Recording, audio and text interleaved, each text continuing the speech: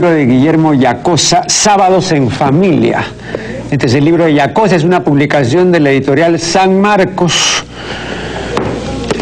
Tiene 299 páginas numeradas y varias páginas más sin numerar. Son las páginas del índice que inexplicablemente lo han colocado al final. En la editorial San Marcos saben muy bien que el índice se coloca al principio. Y yo además siempre lo numero, ¿no?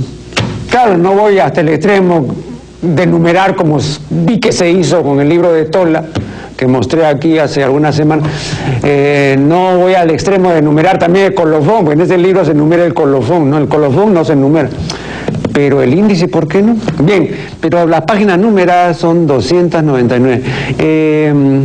El libro contiene 132 artículos, ¿no?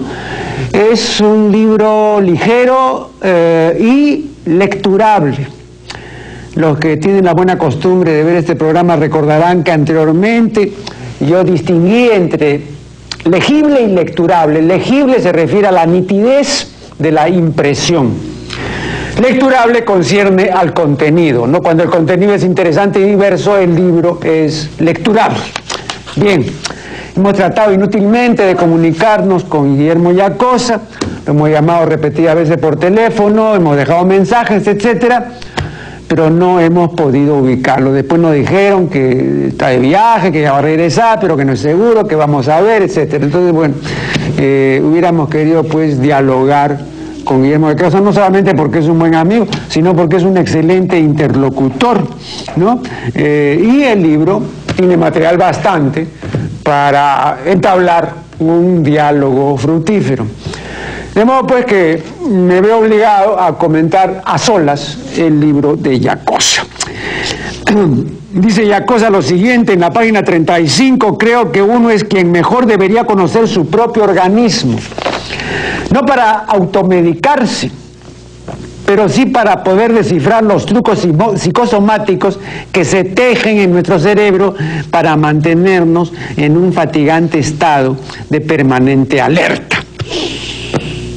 ¿Por qué este fatigante estado de permanente alerta? Pero antes quiero decir brevemente lo siguiente en relación con esto de que no hay que automedicarse. Perdón, ahí sí depende, ¿eh? Si la persona ha llegado a conocer todos estos trucos que menciona Yacosa, ¿no? Psicosomáticos del cerebro, entonces esa es la persona indicada, si sabe qué medicina le conviene, para ingerir la dosis que debe ingerir. Pero no un médico cualquiera que no sabe nada de nada en relación con la historia clínica de ese paciente, ¿no? Yo lo digo porque yo tengo mucho conocimiento de los cuadros alérgicos, ¿no es cierto? Entonces, si un médico que no conoce la historia clínica del paciente no va a recetar un antiinflamatorio o un antialérgico, ¿no? Va a recetar pues las dosis normales, ¿no? Que a veces son dosis muy elevadas. Y muchos alérgicos, por ejemplo los alérgicos pacientes de una alergia colinérgica, necesitan solamente dosis mínimas, pediátricas, homeopáticas prácticamente, ¿no? Eso no lo sabe el médico general ni en una emergencia, no. Entonces, haría bien, ya hace bien el paciente en automedicarse, en esos casos.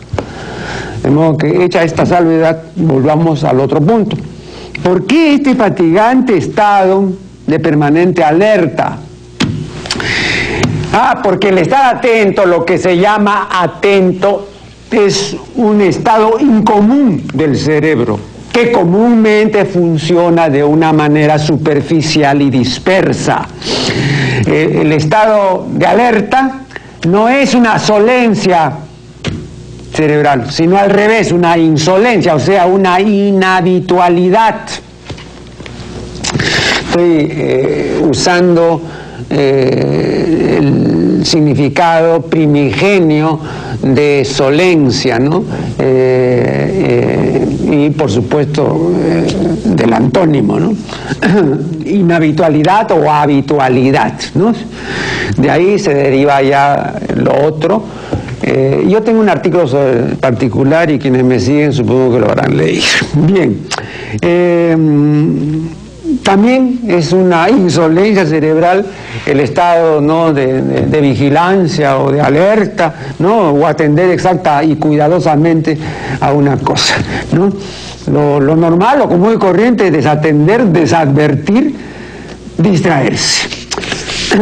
La verdadera atención demanda de esfuerzo, perseverancia y tenacidad, ¿no?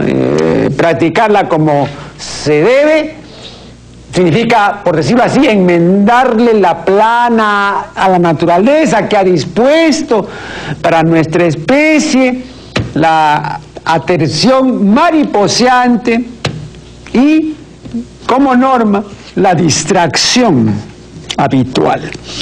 Yo me atrevo a decir que apenas el 5% de la humanidad tiene realmente atención. Hay un 5% de humanidad atenta, al paso que hay un 95% de humanidad desatenta. Una humanidad que, como diría Gurdjieff, hace los mayores esfuerzos para precisamente no hacer ningún esfuerzo. La atención es el atendimiento o acción de atender o aplicar voluntariamente el entendimiento a un objeto, resulta de lo cual el objeto se nos aparece más claro, más vívido. La atención es un estado de conciencia en el que se abren los ojos, se aguzan los oídos, ¿no? Se tienen bien puestos los 5 sentidos. No es, insisto, un estado común del cerebro, sino lo contrario, es un estado incomún. Bien.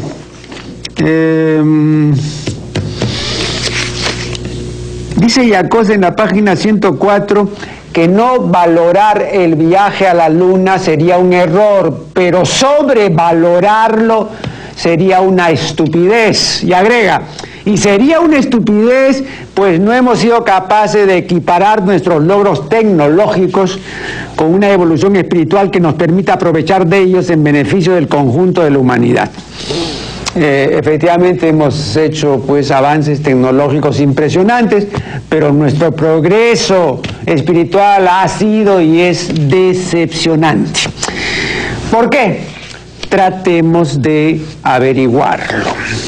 Hay un hecho incontrovertible, ya señalado por Lawrence y otros científicos de la Escuela Etológica Contemporánea, y es la extraordinaria desproporción entre lo que ha logrado el hombre en relación con el dominio de la naturaleza y la conquista del espacio exterior, y lo que ha logrado respecto al conocimiento de sí propio, al conocimiento de los demás y a sus relaciones con los demás. El hombre ha sido capaz de irse a la luna y eso fue una hazaña, pero en sus relaciones con los demás y en el conocimiento que pueda tener de sí mismo, el hombre está, como dicen en el norte, en la luna de Paita. En nuestras relaciones interpersonales y por consiguiente en nuestros emparejamientos seguimos siendo lo que siempre hemos sido, una nulidad. Hay en el hombre, en este sentido, ¿no?, una desconcertante incapacidad de aprender, ¿no? El hombre no aprende a conocerse a sí mismo, no aprende a conocer a los demás, se relaciona en general mal y se empareja en particular peor. Ahora bien, los etólogos sostienen que ello se debe a que el comportamiento del ser humano no depende tanto del aprendizaje cuanto de la programación genética, vale decir, de la fábrica, o sea, de los componentes innatos que cada uno de nosotros tiene, ¿no? La programación genética, vale decir, la fábrica, nos impone límites muy precisos cuando se trata de lo que nos concierne íntimamente y de lo que concierne a las relaciones con los demás. Vean, hoy se calcula que lo que traemos de fábrica equivale a un 80% de lo que somos. O sea, somos pues mayoritariamente naturaleza y minoritariamente artificialeza, es decir, cultura. Hay casos excepcionales en que la gente, a pesar del 80%, logra cambiar, ¿no? Pero el 95% de la humanidad no cambia. ¿Por qué? Precisamente por el 80%. Esta es una verdad incontrovertible, una verdad que no tiene vuelta de hoja. Bien, haremos aquí la primera pausa y ya retornaremos.